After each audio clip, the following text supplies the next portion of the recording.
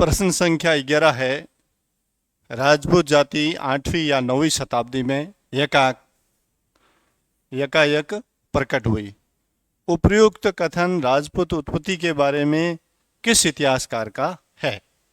यानी कि राजपूतों के उत्पत्ति के बारे में ये कथन किसने कहा है कि राजपूत जाति 8वीं और 9वीं शताब्दी में यकायक प्रकट हो गई। जैसा कि राजपूतों के इतिहास के बारे में जो हम अध्ययन करते हैं उसमें यह कहा जाता है कि हर्षवर्धन की मृत्यु के बाद में राजपूत 7वीं शताब्दी के मध्य से जो है केंद्रीय सत्ता में वो अपना स्थान या फिर अपनी उपस्थिति दर्ज करवाते हैं। तो ये 7वीं शताब्दी से के मध्य से लेकर और 7वीं सदी से और 12वीं सदी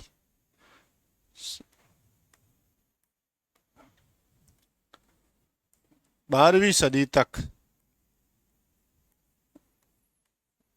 का ये जो काल है वो क्या कहलाता है?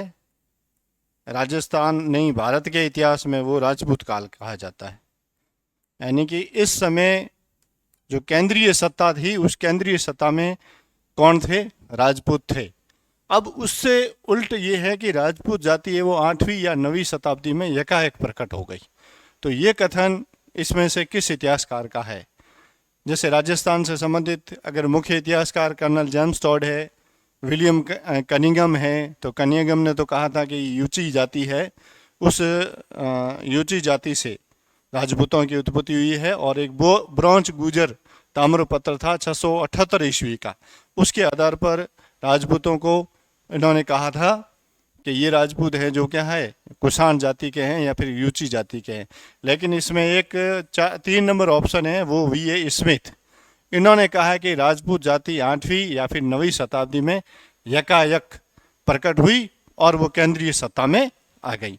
लेकिन ये कहना सरासर गलत है, क्योंकि राजपूत एकदम या फिर एक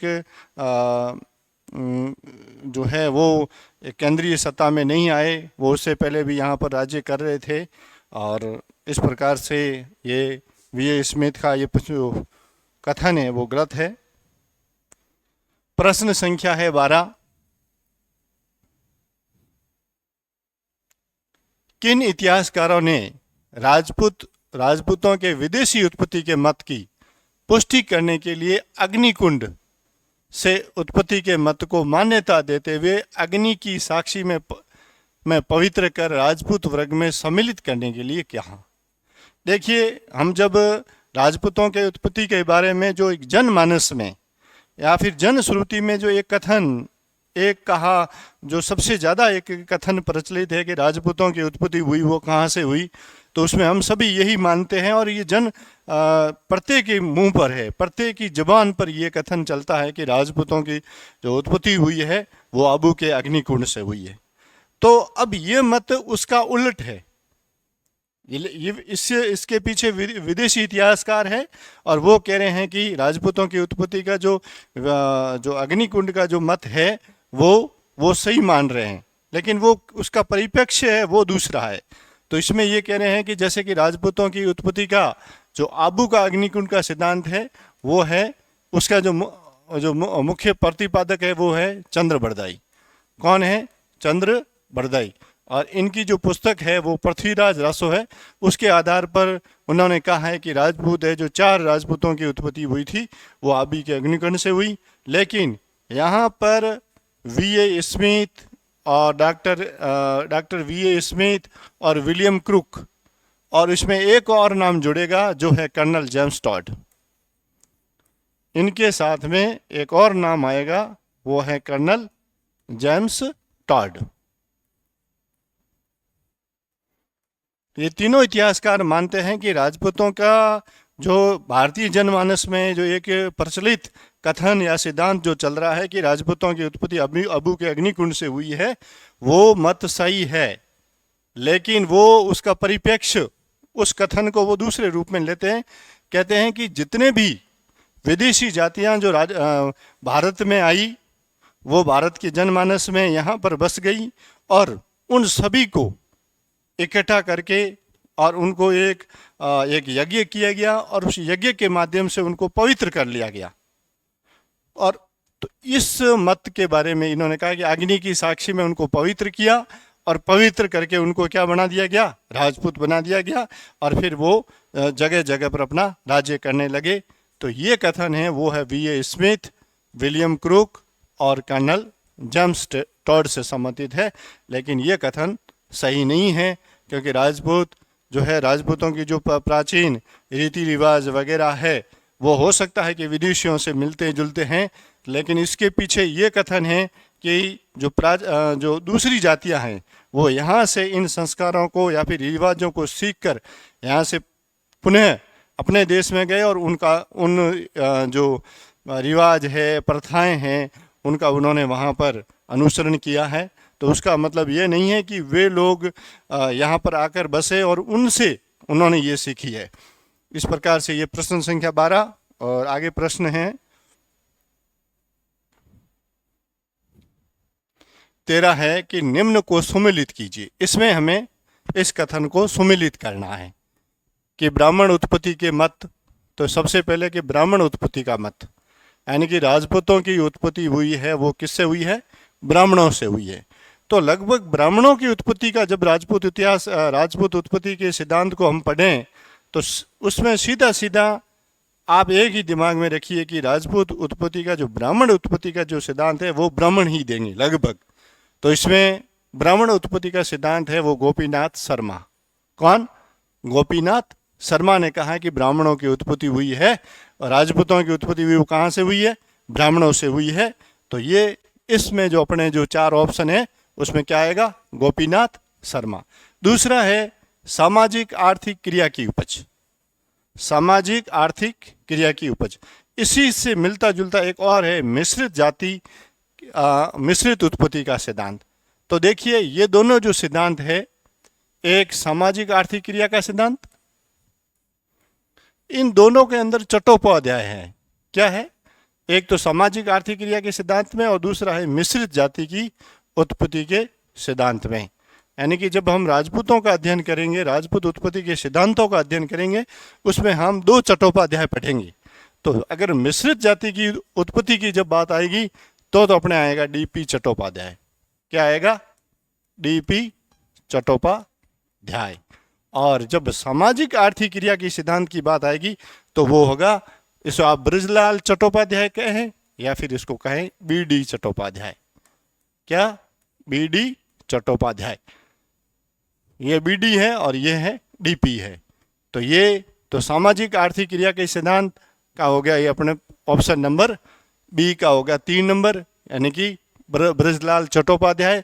और मिश्रित उत्पत्ति का सिद्धांत, और मिश्रित उत्पत्ति का सिद्धांत वो हो गया D.P. चट्टोपाध्याय। और इस प्रकार से पीछे रह जाता है हमारा क्या, क्षत्रिय वर्ण से उत्पन्न, यानी कि राजपूतों की उत्पत्ति हुई है वो प्राचीन जो क्षत्रिय थे उन क्षत्रियों से ही राजपूतों की उत्पत्ति हुई है। और ये जो सिद्धांत दिया है वो किसने दिया है, वीरेंद्र रावण ने दिया है। अब इस प्रकार से आप इसमें जो ऑप्शन है उसमें से इसका अपन आराम से मिलान कर सकते हैं कि A का 4, A कथन है उसका क्या हो जाएगा 4। फिर B सामाजिक आर्थिक क्रिया का सिद्धांत, इसका हो जाएगा 3 नंबर। फिर अपना आता है क्षत्रिय वर्ण से उत्पत्ति। तो क्षत्रिय वर्ण से उत्पत्ति का इस सिद्धांत को मानने वालों में है वीरेंद्र रावण। और चौथा है D यानी कि मिश्रित उत्पत्ति का सिद्धांत है, और ये जो कथन का है वो किसने कहा है, D.P. चट्टोपाध्याय। तो इसमें आपको एक ये भी याद रखना है कि सामाजिक आर्थिक क्रिया की सिद्धांत की बात आए तब तो आपके हो जाएगा B.D. चट्टोपाध्याय, और जब मिश्रित उत्पत्ति की सिद्धांत की बात आए तो उस समय हो जाएगा D.P. चट्टोपाध्याय। आगे है प्रश्न संख्या 14। इसमें है कि राजपूतों की उत्पत्ति के अग्निकुंड सिद्धांत से संबंधित दिए गए कथनों को ध्यानपूर्वक पढ़िए। यानी कि जो राजपूतों की उत्पत्ति का जो आबू का अग्निकुंड का जो सिद्धांत है, उस सिद्धांत को आप उसके बारे में ये जो कथन दिए गए हैं वो कथन पढ़ें, और इसमें से कौन से कथन है वो सत्य कथन है और कौन से हैं वो असत्य हैं।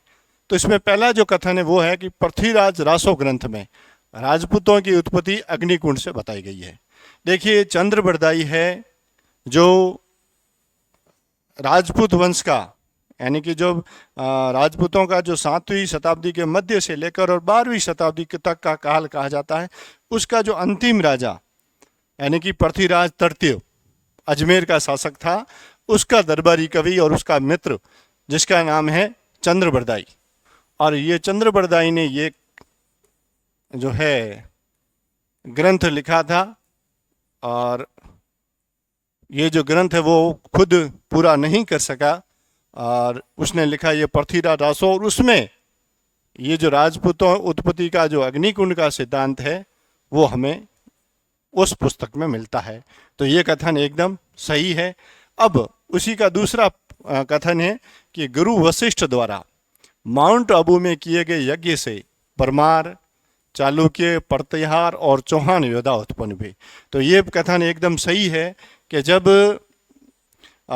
माउंट आबू में यानी कि आबू में जो जहाँ पर ऋषि मुनि तपस्या कर रहे थे और वहाँ पर उनको जो यज्ञ वगैरह करते थे उसमें जो विघ्न उत्पन्न होता था, ऐसे में उनसे मुक्ति के लिए एक यज्ञ किया गया था, और उस यज्ञ के नेतृत्व करता थे वो कौन थे? गुरु वशिष्ठ थे।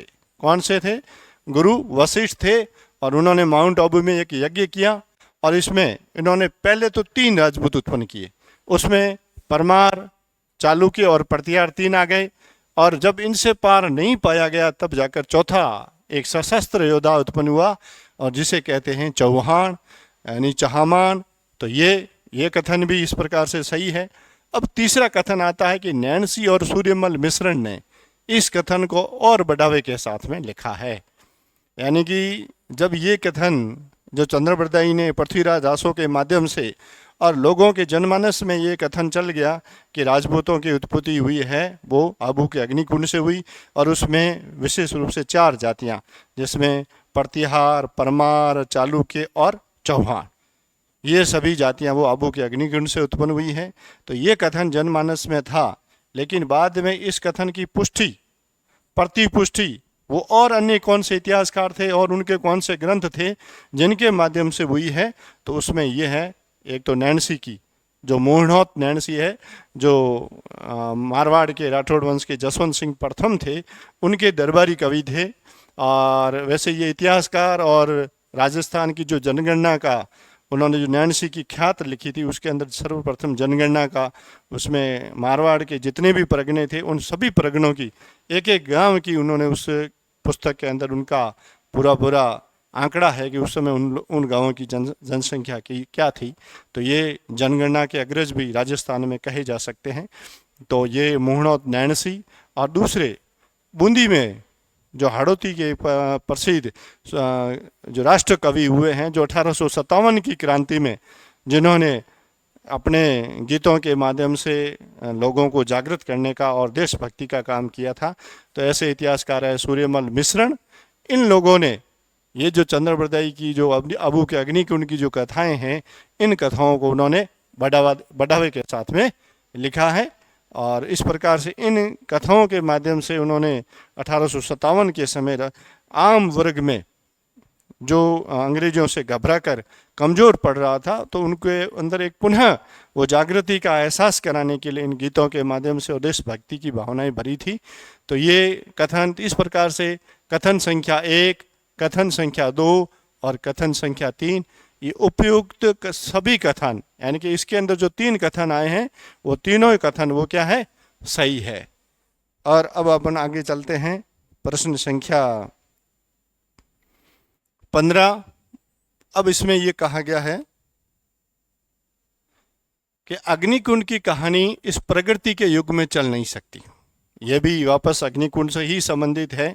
अब जब एक पहले जनमानस की बात आई तब तो इसका एक अलग दायरा था, लेकिन जब इतिहासकारों ने तर्क के साथ में इस कथन की पुष्टि के लिए जब अपने विचार रखे, तब उनमें से क्या निकल के आता है वो आए कि अग्निकुंड की कहानी इस प्रगति के युग में चल नहीं सकती। उनकी सूर्य अथवा चंद्रमा से उत्पत्ति ये भी एक काल्पनिक सत्य हो सकता है। ये कथन किसका है? तो डॉक्टर दशरथ शर्मा हैं, वो भी इसका जैसे कि पहला है डॉक्टर कानूनगो, दूसरे हैं डॉक्टर दशरथ शर्मा, तीसरे हैं D.R. भंडारकर और चौथे हैं गौरीशंकर हीराचंद ओझा। तो D.R. भंडारकर लगभग है तो उन्होंने ब्राह्मण उत्पत्ति का इन्होंने सिद्धांत दिया है। डॉक्टर गौरीशंकर हीराचंद ओझा और C.V. वैद्य हैं, उन्होंने कहा है कि राजपूत है वो जो वैदिक आर्य या फिर वैदिक क्षत्रिय हैं। डॉक्टर दशरथ शर्मा भी का भी इनसे मिलता जुलता सिद्धांत है, लेकिन वो उसमें अग्निकुंड की वाली वो बात नहीं है। तो ऐसे में इस कथन की जो है इस कथन से संबंधित इतिहासकार है वो कौन है? डॉक्टर कानूनगो है। वो कहते हैं कि अग्निकुंड की कहानी इस प्रकृति के युग में नहीं चल सकती। दूसरा, फिर एक और जनमानस में एक कथन चल रहा है कि उनकी राजपूतों की सूर्य और चंद्रमा से उत्पत्ति, ये भी एक काल्पनिक सत्य है, हकीकत में ऐसा भी नहीं है। लेकिन उसके बाद में इस कथन को और पूरा करने के लिए वो लिखते हैं कि राजपूत हैं वो वास्तव में, इन दो बातों पर तो अपन विश्वास नहीं कर सकते, लेकिन इन राजपूतों ने जो प्राचीन जो क्षत्रिय थे उनकी जो मर्यादाएं थी, उनके जो रिवाज थे, उन रिवाजों को, उन मर्यादाओं को इन्होंने क्या रखा? जिंदा रखा। ये इस कथन को जो पूरा करते हैं तो उसके अंदर ये बात डॉक्टर कानून के कथन में आती है। काट ले। प्रश्न संख्या 16।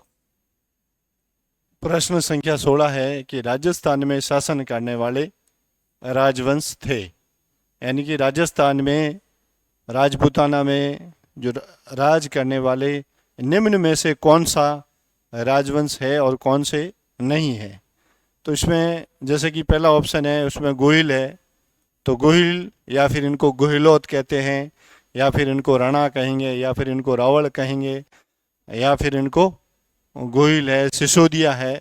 तो ये जो शाखा है वो अपने मेवाड़, वागड़ में और यहाँ पर इन्होंने राज्य किया है। दूसरा है सिनसनवार। सिनसनवार ये है जाट है, और राजस्थान के भरतपुर और धौलपुर का जो क्षेत्र है यहाँ पर इन्होंने शासन किया है। तीसरा आता है परमार। तो परमारों ने भी ये जो आबू के परमार, केराड़ू वगैरह ये जो पूरा क्षेत्र है यहाँ पर, और बाड़मेर यहाँ पर भी परमारों ने शासन किया है। तो ये भी राजस्थान में राज करने वाले शासकों में हैं। और एक नाम आता है गहलोत, ये फिर गोहिल को या फिर गहलोत को ये एक ही हैं। और इस प्रकार से इस प्रश्न में एक ऑप्शन शेष रह जाता है, वो है हरिहर। तो हरिहर है ये राजवंश, वो राजस्थान में नहीं था। ये राजवंश है वो राजस्थान से बाहर का है, दक्षिण का है। तो इसका मतलब यह हुआ कि राजस्थान में शासन करने वाले राजवंश तो हो गए गोहिल, सिनसनवार, परमार और गहलोत, जबकि हरिहर है वो इसमें ऑप्शन में नहीं होगा। तो इसका मतलब ए ये सही है, दूसरा सी ये सही है, डी ये सही है, और ई गहलोत, इन सभी ने राजस्थान में राज्य किया है, राजस्थान में शासन किया है। तो ये इस प्रश्न का उत्तर होगा। अगला प्रश्न है, चौहान किस स्थान से संबंधित नहीं रहे हैं? यानी कि ये राजस्थान के बारे में बात आ रही है, और राजस्थान में चौहानों ने कहाँ कहाँ राज्य किया है और कहाँ राज्य नहीं किया है। जैसे कि नाडोल, राजस्थान में, अगर राजस्थान के संदर्भ में अगर देखा जाए तो चौहानों का जो आरंभिक राज्य था वो सर्वप्रथम है, तो वो आएगा शाकंभरी। कहाँ आएगा? शाकंभरी। शाकंभरी के अंदर वासुदेव चौहान है, वो 551 ईस्वी में यहाँ पर चौहान वंश की स्थापना करता है। इसके बाद में जो दूसरा है वो आता है नाडोल। वैसे अगर पूछा जाए तो कि चौहानों की आरंभिक राजधानी कौन सी थी, तो ये नाडोल है। शाकंभरी को वर्तमान नाम में क्या कहा? शाकंभरी का वर्तमान नाम है सांभर। ये नाडोल या फिर उसका जो नाडोल का जो प्राचीन नाम है वो है नडुला। और नाडोल में यहाँ पर लक्ष्मण, जो शाकंभरी का एक शासक था जिसका नाम था वागपति राज प्रथम, उसका पुत्र हुआ है लक्ष्मण। उसने नाडोल में जो है चौहान राजवंश की स्थापना रखी है। और इसके बाद में यहीं से लक्ष्मण नाडोल से ही एक शासक निकलता है जिसका नाम है कीतू, या फिर जिसको कहते हैं कीर्तिपाल। इसने जालोर में सोनगिरा चौहान राज्य की स्थापना की ही थी। कैसे? जालोर के अंदर सोनगिरा चौहानों के राज्य की स्थापना की थी। इसी प्रकार से यहाँ शाकंभरी का जो शासक था पृथ्वीराज प्रथम, पृथ्वीराज प्रथम का पुत्र था अजयराज। पृथ्वीराज प्रथम का पुत्र था अजयराज, जिसने अजमेर में चौहानों के शासन की जो है वो नींव रखी थी। पृथ्वीराज प्रथम का पुत्र जिसका नाम अजयराज, उसने अजमेर में चौहान वंश की नींव रखी। इसी प्रकार से अपना बूंदी है, बूंदी में जो हाड़े चौहान है, हाड़ा चौहानों की जो है वो है लुम्बा चौहान ने वो वहाँ पर राज्य स्थापित किया। इसी प्रकार से देवड़ा चौहान जो सिरोही के हैं वो लुम्बा ने इस राजवंश की नींव रखी थी, लुम्बा देवड़ा ने।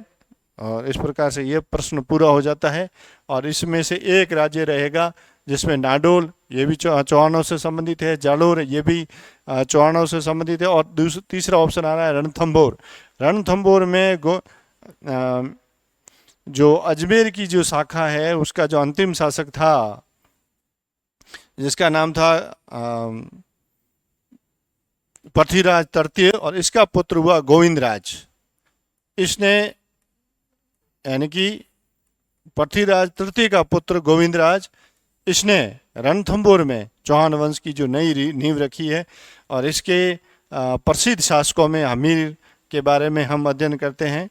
हठ हो तो हमीर जैसी कहा जाता है, हठ है तो अमीर की, तो वो अमीर है वो इसी रणथंभौर का शासक था, जिसने कहते हैं ना कि कदली तिरिया तेल हमीर हठ चढ़े न दूजी बार। वो हमीर इस रणथंभौर का चौहान वंश का शासक था जो अंतिम शासक हुआ बाद में। इसमें एक ऑप्शन आ रहा है लोदरवा। ये लोदरवा या फिर जैसलमेर कह सकते हैं, मांडधरा इनको कह सकते हैं। यहाँ पर भाटियों का राज्य था। किनका राज्य था? भाटियों का राज्य था। और इस प्रकार से इस प्रश्न का उत्तर होगा वो स लोदरवा होगा, जो चौहान राजवंश से संबंधित नहीं है। अब आगे आ रहा है प्रश्न संख्या 18 है।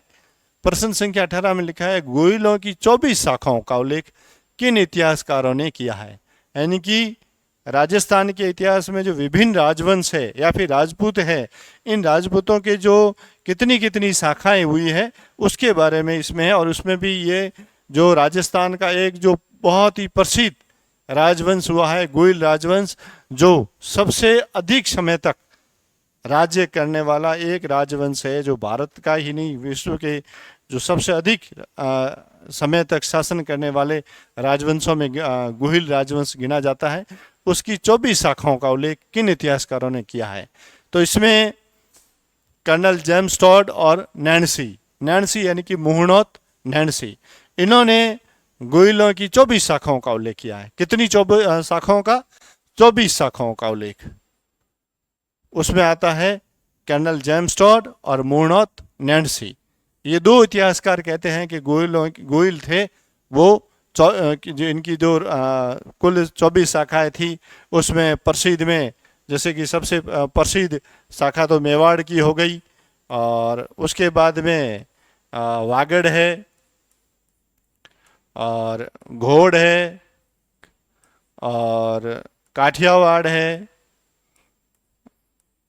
और चाटसू है, या इसको अपन चाकसू भी कह सकते हैं। तो ये सभी शाखाएं हैं वो मेवाड़ के गुहिल वंश से राजवंश से क्या रही है? संबंधित रही है। और इस प्रकार से ये तो इसकी मुख्य शाखाएं हो गई। और इस प्रकार से इन्होंने कहा कि कुल 24 शाखाएं हैं। किसकी है? गोइलों की 24 शाखाएं हैं। और इसमें इतिहासकार जो 24 शाखाएं गोइलों की बता रहा है, उसी प्रकार से जो पृथ्वीराज रासो है, पृथ्वीराज रासो उसमें राजपूतों की, पृथ्वीराज रासो में राजपूतों की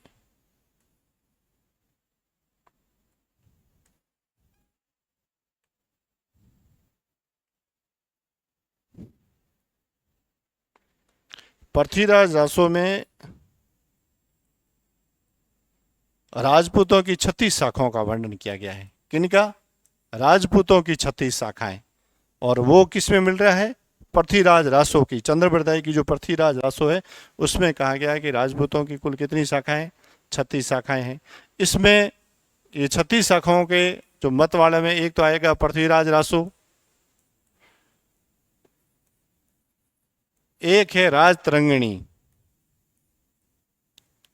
वो भी कहती है कि राजपूत हैं, राजपूतों की कितनी शाखाएं हैं? 36 शाखाएं हैं। उसी प्रकार से एक कुमारपाल चरित है, इस कुमारपाल चरित में भी राजपूतों की 36 शाखाओं का वर्णन आता है। एक वर्ण रत्नाकर है, वो भी इस मत का समर्थक है। कौन सा? वर्ण रत्नाकर। इन सभी में राजपूतों की 36 शाखाओं के बारे में उल्लेख किया गया है। और अगर गुइलों की बात की जाए तो उसमें वो कर्नल जेम्स टॉड और मुहूर्त नैन्सी होगा। अगला प्रश्न है कि राजपूतों की उत्पत्ति के सिद्धांत के संदर्भ में सत्य कथन का चयन करें। कैसे कथन का? सत्य कथन निम्न में से कौन कौन सा है? इसमें पहला जो प्रश्न है, ऑप्शन है, उसमें है कि विदेशी उत्पत्ति का सिद्धांत। और ये सिद्धांत किसने दिया? तो इसमें कर्नल जेम्स टॉड का नाम आ रहा है, कोक्स आ रहा है और DR भंडारकर आ रहा है। तो ये सभी जो ये ऑप्शन है और इसके जो मानने वाले हैं वो सही, एकदम सही है। फिर दूसरा आता है प्राचीन क्षत्रिय नायकों से, यानी कि प्राचीन जो क्षत्रिय नायक है उनसे उत्पत्ति का सिद्धांत है। उसमें वेदव्यास, CV वैद्य और डॉक्टर गौरीशंकर हीराचंद ओझा। तो ये भी एकदम सही कथन है। तीसरा जो ऑप्शन है वो अग्निकुंड उत्पत्ति का सिद्धांत। तो इसमें पहला आया चंद्रप्रदायी का नाम, जो इस मत का जो प्रतिपादक है। उसके बाद में मुहूर्त नैन्सी और सूर्यमल मिश्रण आ रहा है। तो ये सभी भी इस मत से संबंधित है। और इस प्रकार से इसका जो उत्तर हो रहा है वो कौन सा होगा? उपयुक्त सभी, यानी कि इसका उत्तर क्या होगा?